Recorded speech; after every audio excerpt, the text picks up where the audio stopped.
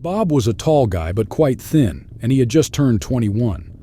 This story takes place when he was 20, just a week before the big elections in the U.S. Bob lived in the hustle and bustle of New York City, specifically in Manhattan, where things can get pretty intense.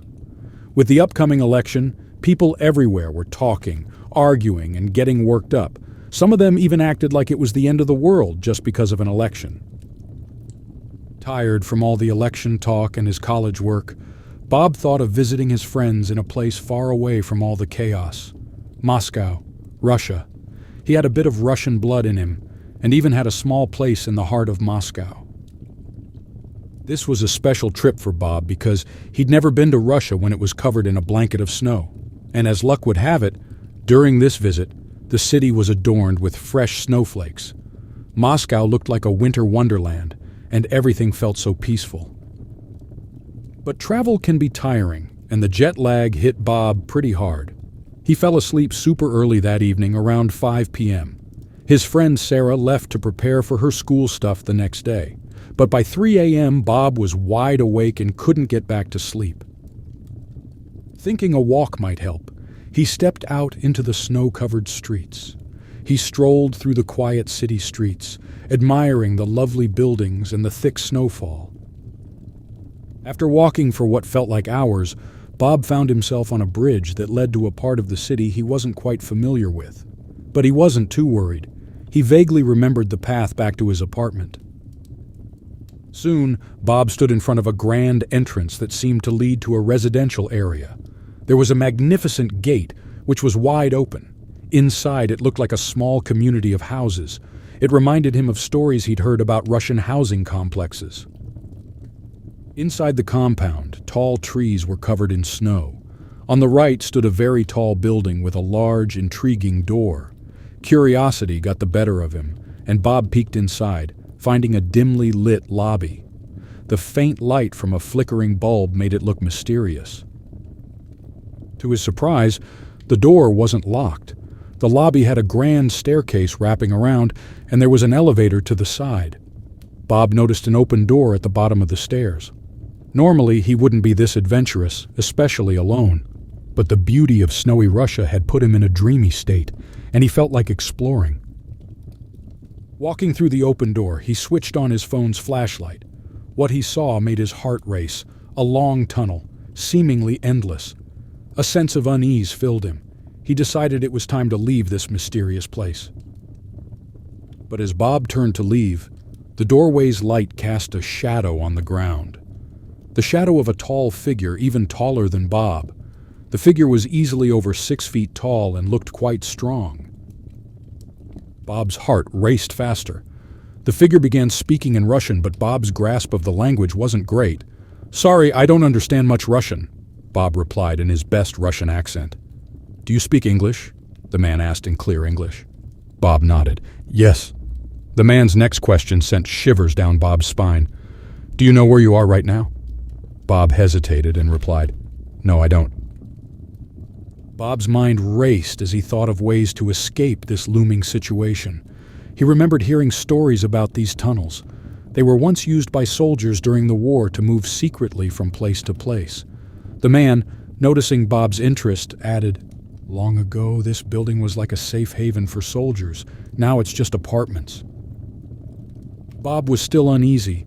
He started sidestepping, hoping to move the man away from the only exit. "The apartments here are beautiful. I have one upstairs. The view is amazing. You should see it," the man told Bob with an unsettling grin. Feeling trapped, Bob replied, "Thanks, but it's late and I should be heading back." But the man gripped Bob's arm firmly, pulling him toward the stairs. "Come on, just a quick look." They got into a small elevator, the kind you'd find in old Russian buildings, barely spacious enough for 2 people. The man started chatting, saying he'd recently been to Chicago and how much his husband loved it there. Bob's mind was racing. If there was another person upstairs, how would he handle 2 of them? Once inside the apartment, Bob noticed the dim lighting, just candles casting dancing shadows on the walls. The view from the window was breathtaking, offering a glimpse of the entire city. But all Bob could think of was escaping. Hoping to find an ally, Bob asked, "Where's your husband tonight?" The man chuckled darkly. "Oh, he's not with us anymore."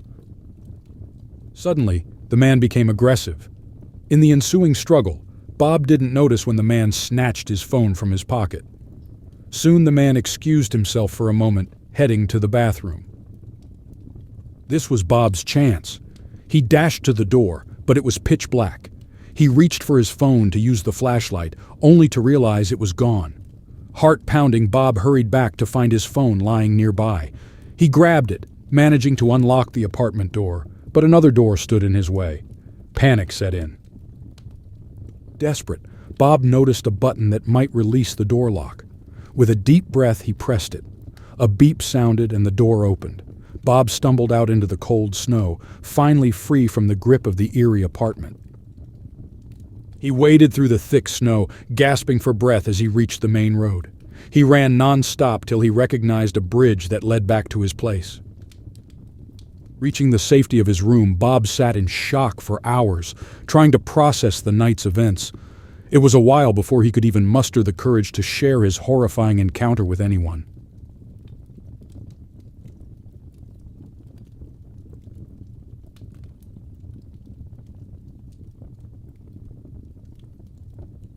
My buddy Mike had an idea to play a game with a spirit board. You know, one of those boards with letters and numbers.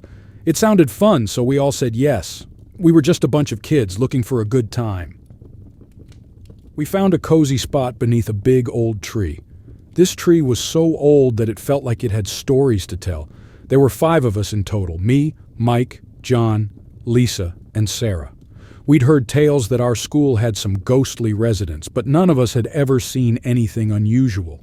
Still, the idea of trying to talk to ghosts was intriguing, and today was Halloween, so we thought it'd be fun to do something a bit scary. I'd never seen a spirit board in real life before, only in movies and TV shows. So, when Mike pulled it out, I was eager to see if it actually worked. Our school was set in an old building. Some said it was a house from the days when Spain was in charge of our country. Near our chosen spot was an old building that some said was a place where priests used to live.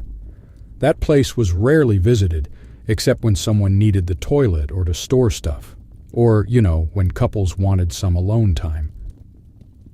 We sat in a circle around the spirit board, which Mike had set down in the center. The only light came from a single naked light bulb hanging from a wire nearby. As we began, we tried to freak each other out by suggesting all the eerie things that could happen. Mike started to set up the game.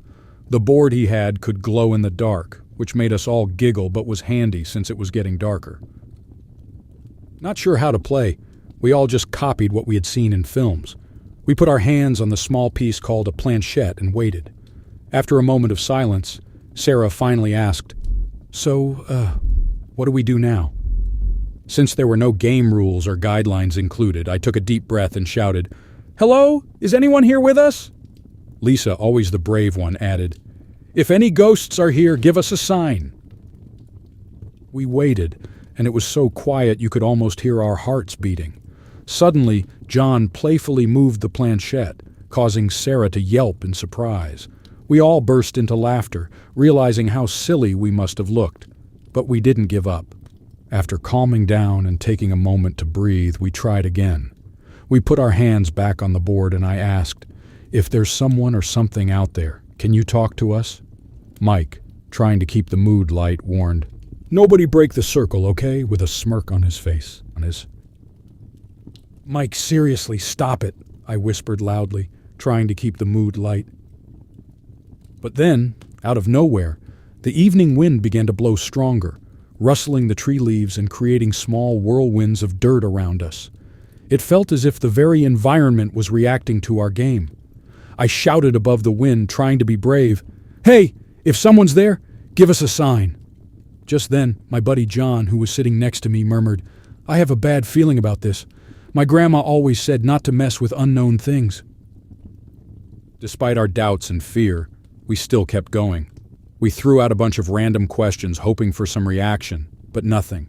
No spooky messages or unexpected planchette movements. Sarah, visibly frustrated, exclaimed, "This is dumb! Let's do something else!" We all nodded in agreement, thinking about packing up when a sudden commotion nearby got our attention. A bunch of dogs from the house next door started going crazy, barking and growling at us non-stop. Panicking, Lisa screamed, "Let's get out of here!" We didn't even properly end the game. We just grabbed our stuff and ran as fast as we could. We went our separate ways that night, and it was only after the Halloween break that we all met up again. That's when Lisa shared a bone-chilling experience she had the night after our spirit board game. She recounted, "I got home late and realized I didn't have my house keys. I called my brother to let me in, and he was super freaked out. He said he saw me enter the house earlier and thought I was already inside." John added his own eerie tale. He told us, "That same night, as I was heading to bed, the hallway light flickered. I thought it was just a bulb issue, but then I saw a shadowy figure standing at the top of our stairs. It was so dark I couldn't see its face, but I just froze. It felt like it was watching me." Mike, not wanting to be left out, shared his nightmare. "I was sleeping, and suddenly I felt like the air was heavy. I tried to move, but it was as if I was trapped in a bad dream. And then I saw this scary face outside my window. Its eyes were glowing, and it was grinning at me. I've never been so scared." I listened to their stories, feeling a cold shiver down my spine. I shared my own experience. That night, after our game, I dozed off in our car on our drive home. I was jolted awake when our car suddenly swerved and collided with a big truck. It was terrifying. Thankfully, both my mom and I were okay, but our car was ruined. All these mysterious occurrences after playing the spirit board made us all think. Was it all just a series of unfortunate coincidences? Or did we really open a portal to something unknown? Regardless of the reason, we all made a pact never to mess with a spirit board again. It was a lesson we'd never forget.